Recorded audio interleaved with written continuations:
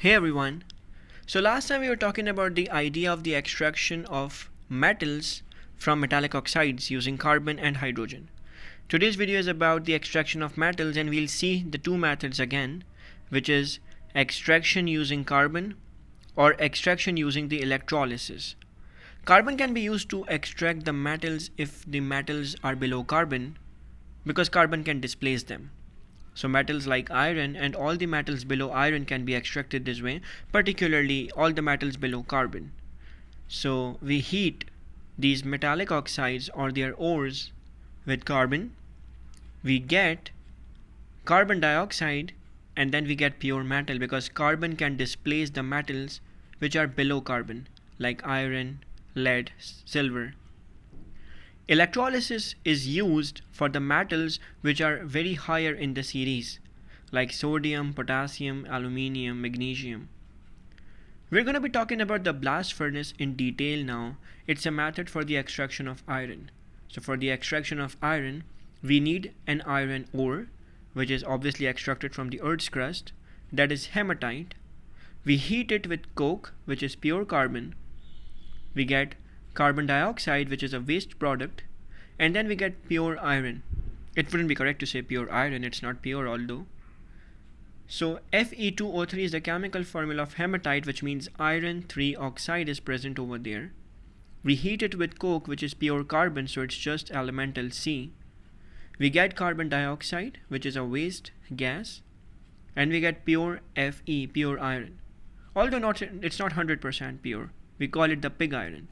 After the balancing of the equation, we get 3 carbon dioxides and 4 moles of iron. So we know carbon dioxide is a waste gas, it's a greenhouse gas. And iron is called pig iron after its extraction from the blast furnace because it's not 100% pure. Now let's talk about the idea of the impurities, because when we get it from the Earth's crust, there are impurities of silica. Silica is also known as silicon dioxide, which is another name for sand. So silica being an acidic substance, it is removed by the addition of calcium oxide, and the impurities are removed using the basic nature of calcium oxide. We will talk about it in the process as well. So let's jump onto the idea of blast furnace.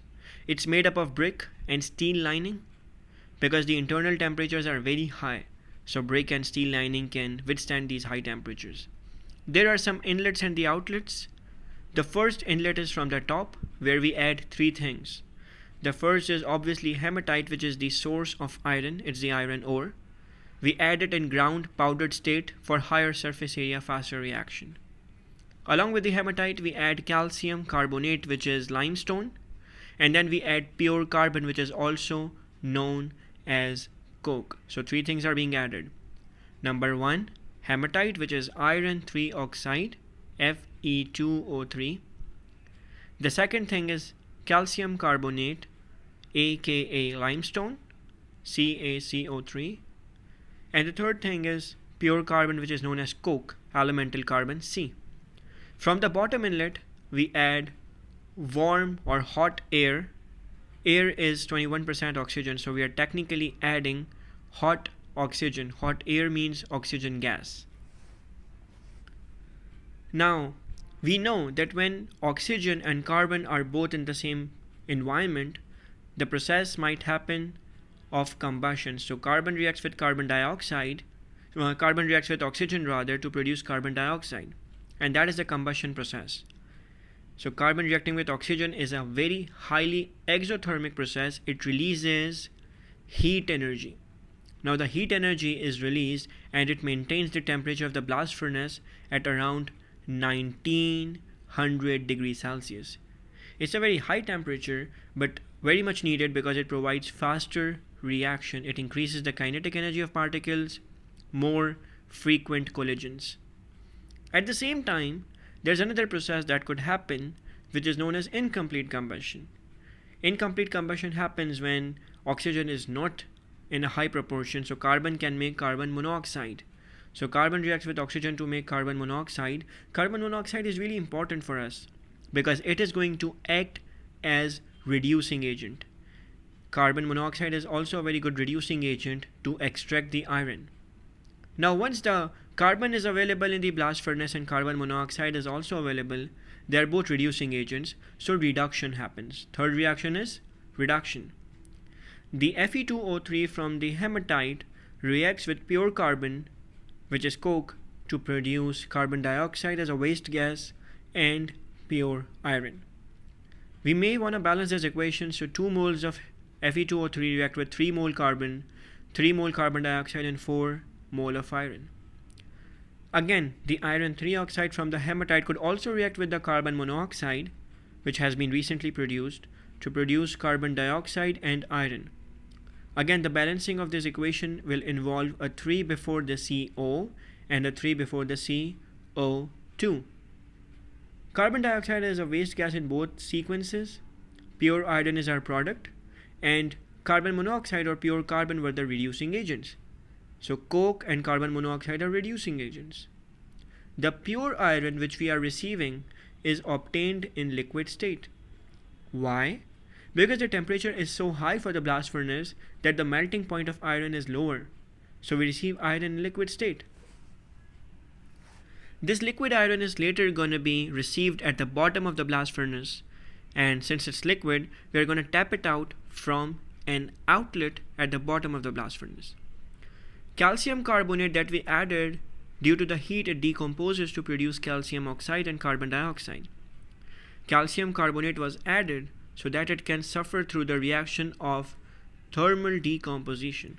If you have watched my previous video, you would know that some metallic carbonates, when they are heated, well, largely all the metal carbonates, they go through thermal decomposition, and calcium oxide in this case, which is produced, is a basic compound. Basic compound because it has a capacity to neutralize acids. It's a metallic oxide. So due to the basic nature of calcium oxide, it helps in the next reaction of the blast furnace.